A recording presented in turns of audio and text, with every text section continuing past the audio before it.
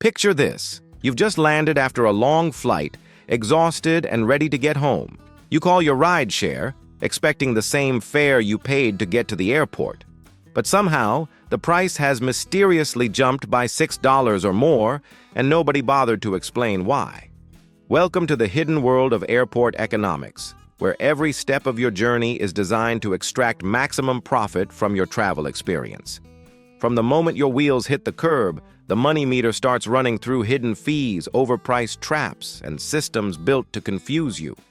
Even your lost luggage, it might not actually be lost. It could be for sale right now at a store you've never heard of. That delayed gate announcement keeping you wandering the terminal? It's not an accident.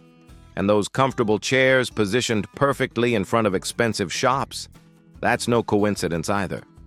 After investigating how airports and airlines really operate behind the scenes, I've uncovered 10 secrets they hope you never discover. Once you understand how these systems work, you stop being the target and start playing smarter, saving both money and frustration on every trip.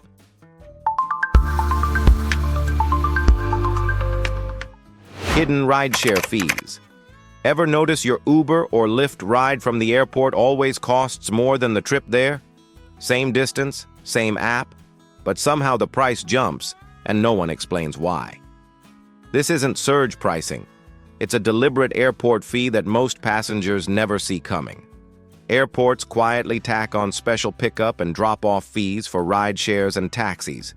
You won't see warning signs about it, but that mysterious line item on your receipt, that's airports charging you a premium just for being near the terminal.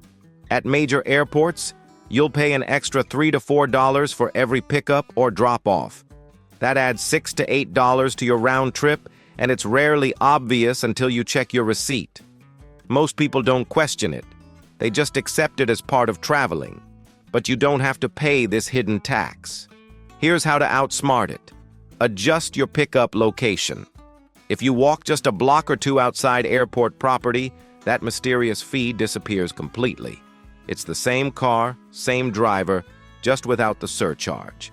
Here's an even better strategy. Many nearby hotels run free shuttle buses to and from airports, no questions asked. Even if you're not staying there, most will let you hop on. Once you're off airport grounds, then order your rideshare. No fee, less traffic, and you've already made it halfway out for free. It's not about being cheap. It's about not paying for things you don't have to. A 5-minute walk can save you $8 every trip, and that adds up quickly for frequent travelers. The drop-off zone strategy. Ever been stuck in a sea of brake lights right outside the airport, crawling forward second by second, wondering if you'll make it to the terminal before your flight? What most people don't realize is that airport drop-off lanes aren't fixed rules. They're suggestions you can strategically ignore. Just because your flight departs from the departures level doesn't mean you have to get dropped off there. In fact, especially during morning rush hours, the departures level is usually slammed with travelers racing to make flights. Meanwhile, the arrivals level, often just one floor below, sits nearly empty. Here's the insider move. When traffic's crawling upstairs, ask your driver to take you to arrivals instead. You get out, take the escalator up one level, and walk straight into the same terminal. Same building, same security checkpoint, way less stress. This strategy works both ways. If someone's picking you up and the arrivals curb is packed with honking cars and double parking, tell them to swing by departures instead. It's usually quieter with more space to pull over safely. Lost and found. Gold mine. You reach for your phone charger and it's not there. That sinking feeling hits as you glance at the nearest airport shop where a basic charging cable suddenly costs 3 times the normal price. But here's what most travelers don't realize. You might not need to buy anything at all. Airport lost and found counters accumulate forgotten items constantly. Chargers, adapters, earbuds, portable batteries, even tablets and laptops. These items aren't thrown away. They're logged, stored, and often just sit there unclaimed for months. Some airports quietly allow travelers to borrow these items for short-term use, especially if you're still airside and have a connecting flight. It's not an official service, and there's usually no sign advertising it exists. But if you walk up politely and explain your situation, you might be surprised at what they can offer. No forms, no fees, just a simple favor that could save you $30 on an overpriced airport charger. The worst they can say is no, but many airport staff are surprisingly helpful when you ask nicely. This same principle applies to other emergency items. Need headphones? A travel adapter? Sometimes Lost and Found has exactly what you need, free of charge, just waiting for someone to ask. Overpriced food traps. Everyone knows airport food is expensive, but what most people don't realize is just how extreme it's gotten. In some cases, a basic meal at the terminal costs more than what you'd pay for airline food, and that's saying something. A $7 bottle of water? Normal at many airports now. Coffee that costs 20% more than the same chain outside? Standard pricing. Some travelers report paying close to $20 for a basic burger and fries that would cost $12 elsewhere. This isn't because the food's better.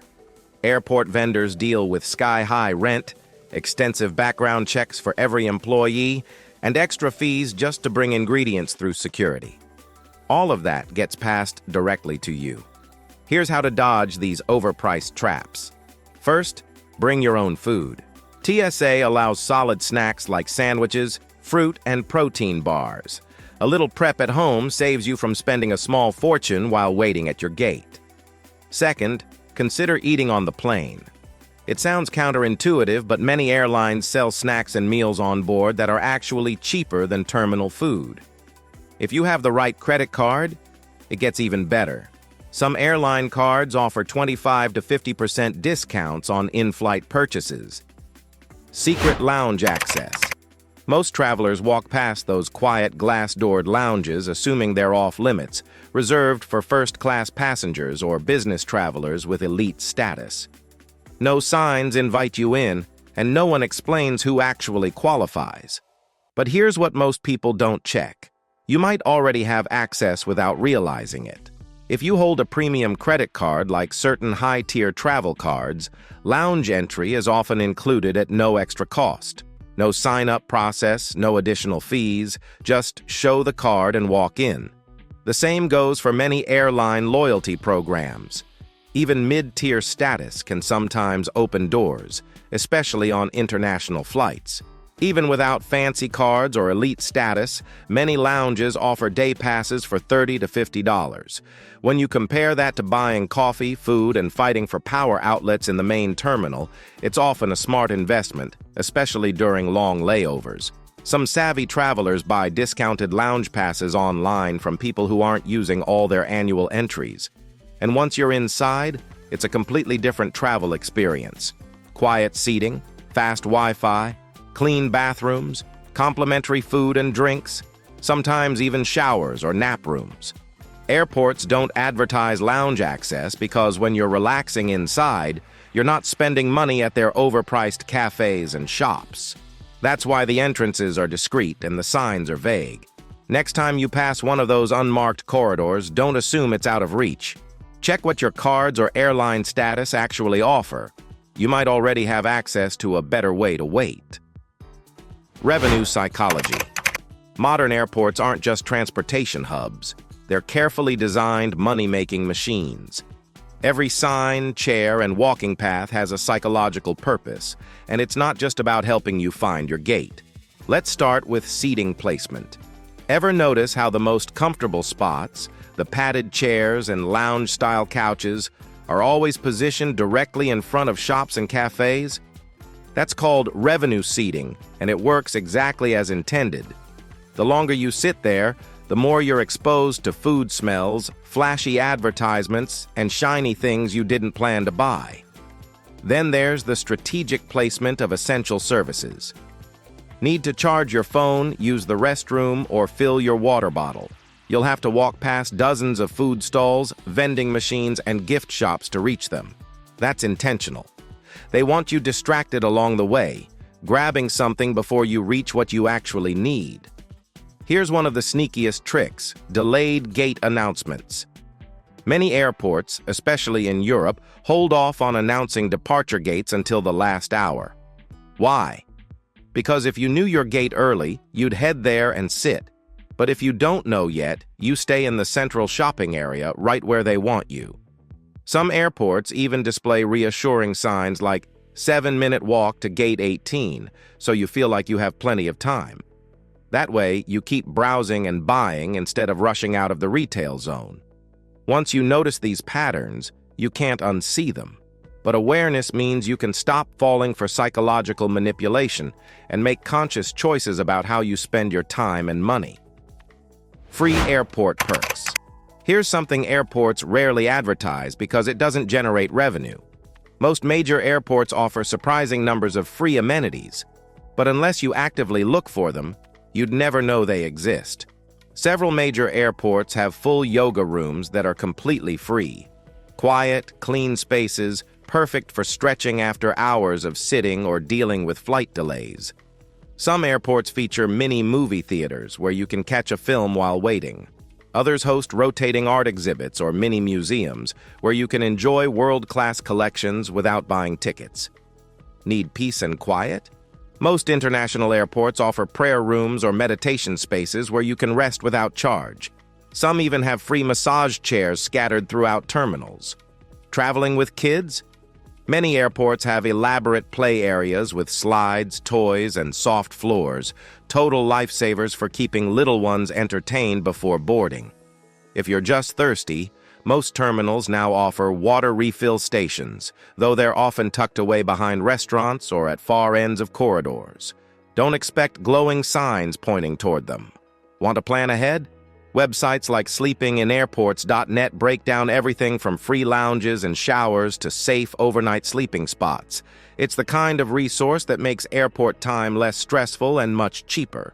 These amenities exist because airports want to improve passenger satisfaction, but they don't promote them heavily because travelers using free services aren't spending money at shops and restaurants. Airport slot politics. Most travelers think flight delays come down to weather or mechanical issues. Those are factors. But there's a bigger reason behind many delays that airlines rarely explain, something called airport slots. Slots are time windows that allow specific planes to take off or land at certain airports during specific times. At busy hubs, these slots are incredibly valuable, and airlines with better slots get priority when things go sideways. Major carriers at their hub airports own prime slots, which means they get preference when airports become backed up. Their planes land and depart sooner. Smaller airlines or budget carriers with less desirable slots, they wait, sometimes for hours.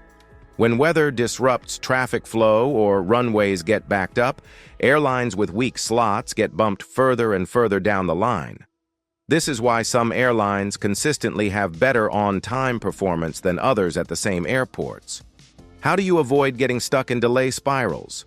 Know the home turf advantage. If you're flying from a major airport, try booking with the airline that dominates that terminal. They likely have better slot access, and your odds of departing on time just improved significantly. It's not a guarantee, but understanding slot politics helps explain why your budget airline flight sat on the tarmac for 2 hours while full-service carriers kept taking off around you. Airport theft. Most airport workers are honest professionals, but theft at airports isn't a myth. It happens more often than travelers realize, sometimes in places you'd never expect. Security lines create vulnerability. While you're removing shoes or digging through bags for liquids, your carry-on rolls away on the belt, out of reach for crucial seconds. That's all it takes for someone nearby to grab something small and valuable. Checked luggage faces different risks. Once your bag disappears behind the counter, it passes through multiple hands: handlers, sorters, loaders. Suitcases packed with electronics, jewelry, or expensive gear become tempting targets. There have been documented cases of security personnel stealing from passenger bags. Cash, electronics, even cologne have been taken by people who were supposed to protect travelers' belongings. How do you protect yourself? Never check anything you can't afford to lose. Keep laptops, cameras, phones, documents, and medications in carry-on bags. When going through security, Stay alert and watch your belongings move through the X-ray. You don't need to hover, but keep items in view until they're back in your hands. If you must check a bag, use TSA-approved locks. They won't stop determined thieves, but they add enough barriers to make someone think twice.